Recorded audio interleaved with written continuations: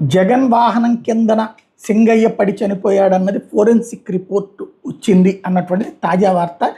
జ్యోతి highlight చేసి పల్నాడు పర్యటనలో సింగయ్యను తొక్కి చంపిన కాన్వాయ్లను జగన్ వాహనమేనని తేలిపోయింది. సింగయ్యని ఢీకొట్టిన సందర్భంలో సెల్ ఫోన్లో తీసిన వీడియో వైరల్గా మారింది. అయితే ఈ వీడియోను మార్ఫింగ్ చేశారంటూ నోరు పారేసుకున్న వైసీపీ నేతల నోళ్లకు ఫోరెన్సిక్ నివేదిక తాళం వేసింది. సింగయ్యని ఢీకొట్టిన జగన్ ప్రయాణిస్తున్న కారని ఆ నివేదిక స్పష్టం చేసినట్టు తెలిసింది. జగన్ కారు కుడివైపు ముందు చక్రం కింద సింగయ్య నలుగుతున్న సమయంలో జగన్ ఎడమవైపు నుంచి కార్యకర్తలకు అభివాదం చేస్తున్న ఒక కార్యకర్త బానెట్ పై నిలబడి చిందులు వేస్తున్న వీడియోలో స్పష్టంగా కనిపించింది. అయితే ఆ వీడియో ఒరిజినల్ కాకుండా ప్రజలను కేసును తప్పుదారి పట్టించిన మాజీ మంత్రి అంబటి రాంబాబు వంటి వైసీపీ నేతలు గొంతు చించుకున్నారు.